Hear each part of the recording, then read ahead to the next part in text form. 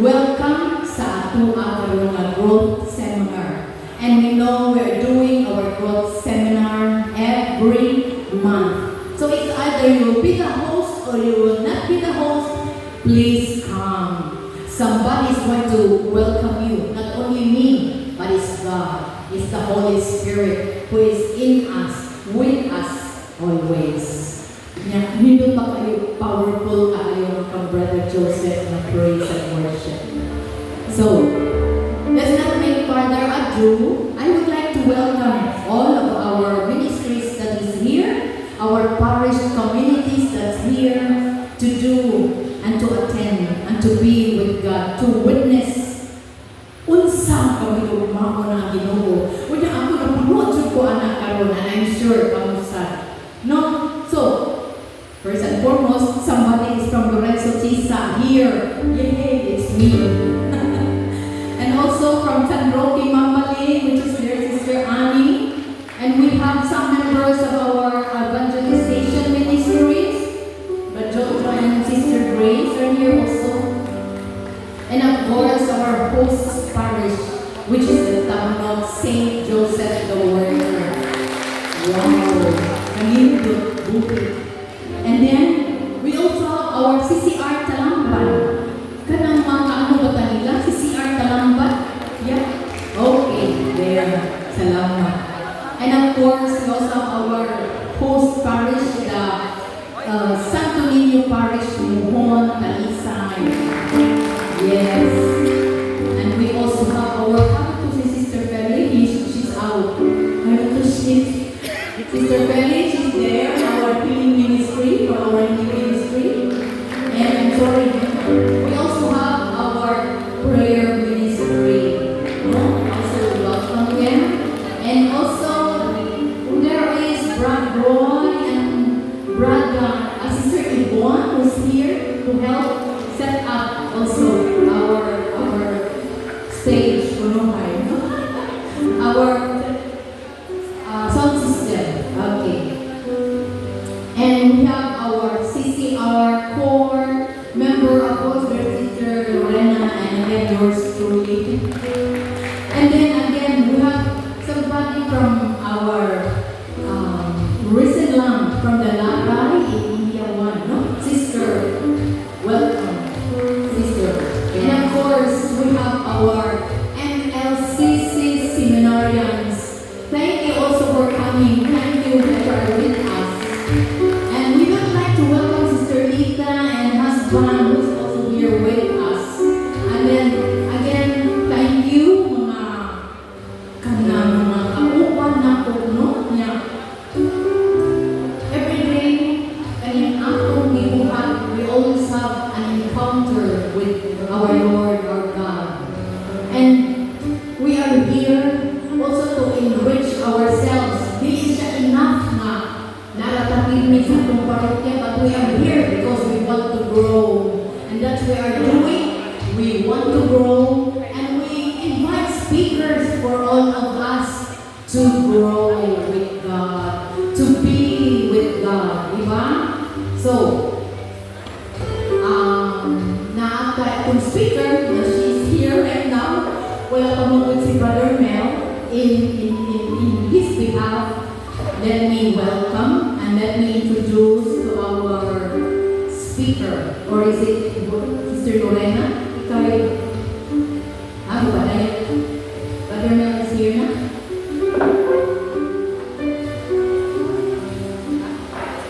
Okay, I'm sorry. I'm told we're going to do our testimony before I will call Sister Nena, our speaker. So,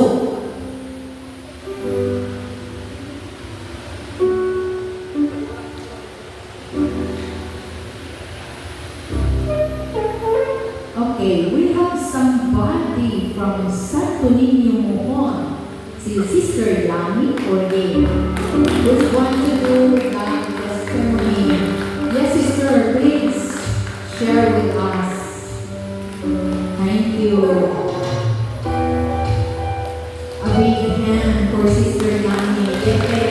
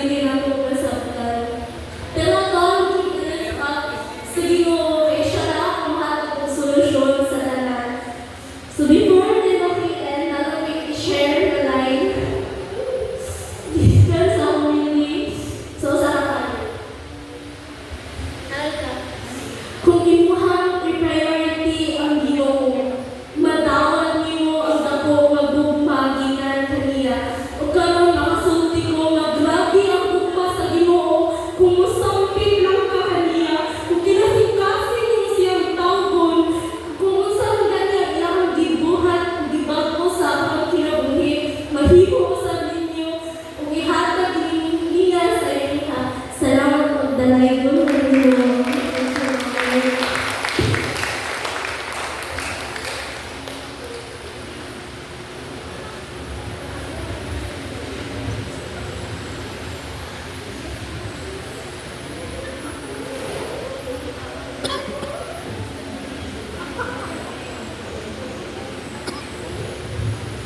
Thank you, kayo. Ito na rin mo ang testimony sa iyo. No? Thank you. Unya, from here, wala may ni volunteer, but rather karon manawag ko volunteer to do testimony. Is there someone from San Jose, no? Karon. Ito ka, Sister Ellie, ikaw sumayo na. Kanatupad ni Sister Grace. Testimony ka, Sister? Become Sister? Alright. Give her a big hand. Dali, Sister, kanindot. Ang libro-prungan siya ni Lord. Ang istorya. Sige, Sister. May buntag sa tanan sisters, brothers, kaya mubura na akong testimony, kaya tawag ko ni Lord, maayo kay, sa una, ang asbang na namin, isip ko yung ayaw niya, kaya kung simba ka, balik kayo niya. Kung siguro, ito si Lord na, paon siya, kaya para mga, kaya siya na makaserve sa simbahan niya, kaya kung siya kung kinabuhay ko, na ako'y freedom, mag-serve ko niya, ato ito sa charismatic, thank you kay Lord na kanang yes kung kuan na yung mayo nga makaduol niya, mora na ako i-share. Thank you.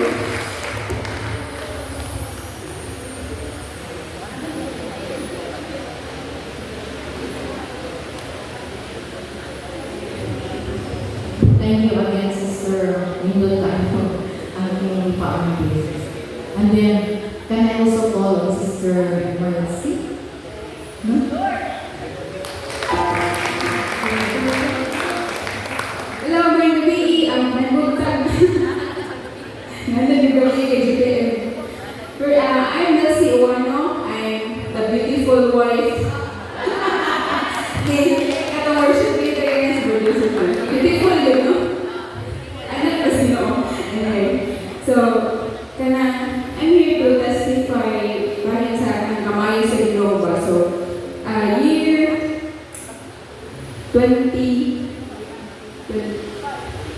2025 na suit ko sa charismatic. So, 20 years na ko, 21 years na ko mga charismatic.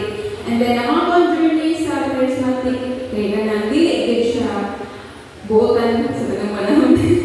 For 9 years, nag-serve ko sa Ginoo, pero wala ko confession kay I'm living as sin.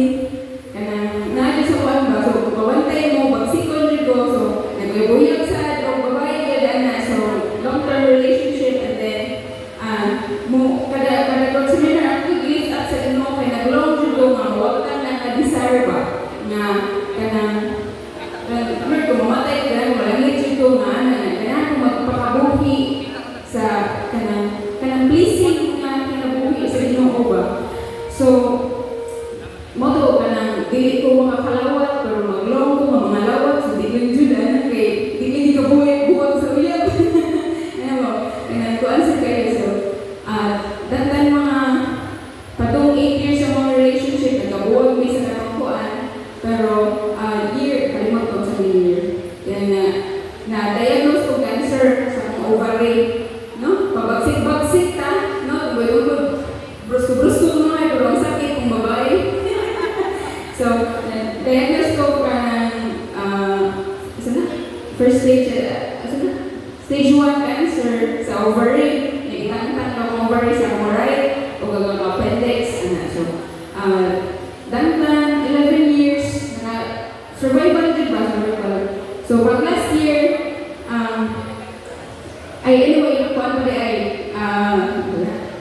after ato na, nagabuwag sa kumuyab niya, kanang, 1 year later, ay hindi kayo nakakonfess na ko, no niya, nakakalawag na ko, amazing din experience niya, gaan din kuwan ba niya.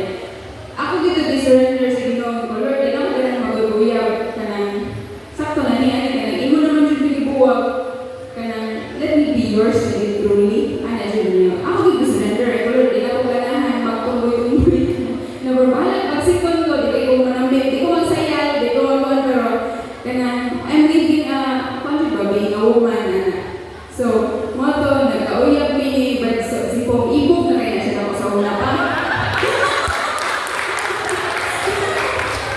Joke.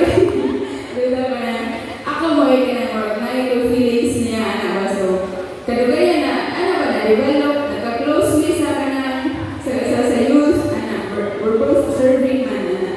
So, pala istorya, nagkauyab mi after sa GPM niya.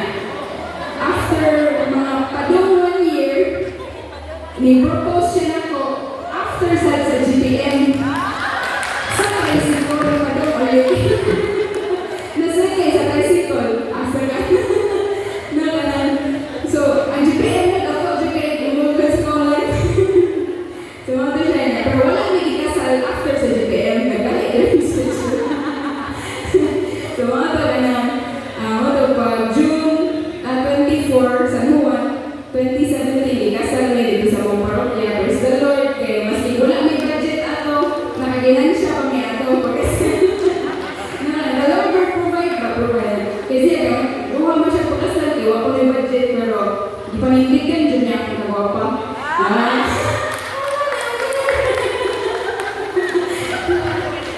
Dikilig siya mo.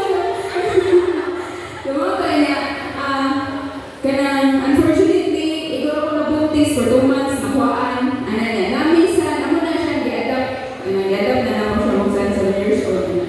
O niya, last year, kanang, the most recent na kanang, grabe kayo ka-challenging na ako, hindi na mo, kanang, na-diagnose na siya ko.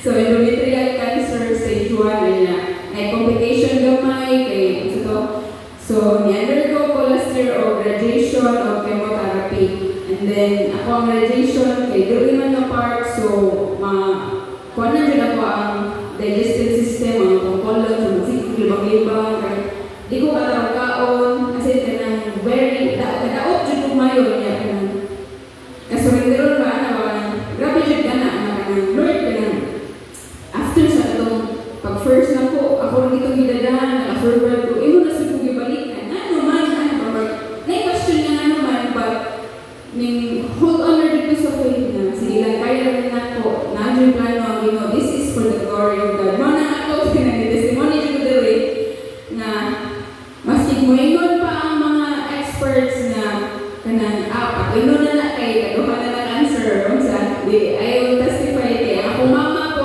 actually, sinusunod ko sa mama, kaduha na sa siya na-diagnose, last na diagnose niya kay mga pinaka-grabe. So, kung kanang kuan, grabe traumatic experience kayo sa mama kay, ako kung sa point nga manay ko ni online kay para lang namin pagbayad sa hospital. So, grabe kasi traumatic na nang kuan niya. Ako wadyo ka nang usa sa nangusog kayo para sa pagpatambal sa mama. But, yun niya, pag last year, napunan pa yun sa ako lagi na diagnose niya. Sa balay, kay kami sa mama ko yung mapuros na masakit ko na niya sa wag tinapangay yung kanin. So, pero padayon gapon, praise the Lord kay ako mama kay kadugay ka ng anak, nanambok sa balay, na ikon, strong na siya niya. Ako sa mismo, kanang makafeel ko everyday, ay na-healing ba?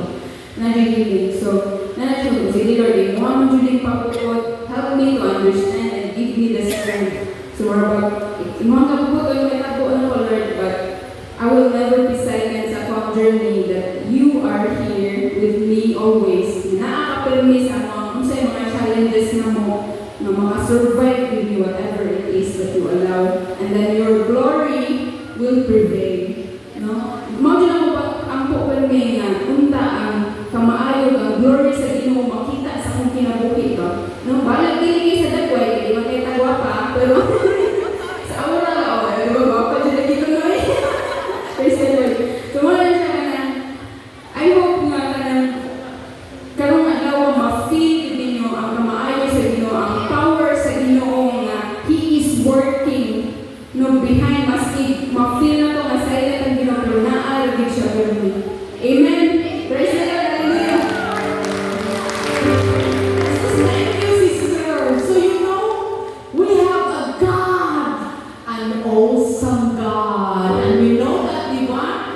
Kunya, sister, pag-ihag din ito. I also have my brain tumor. I also have my breast cancer.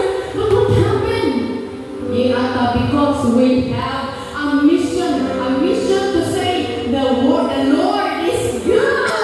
At all time, God is good. And the word that will be good because we'll be hearing a testimony from one of the seminarians from MLCC, si Brother James. Yeah,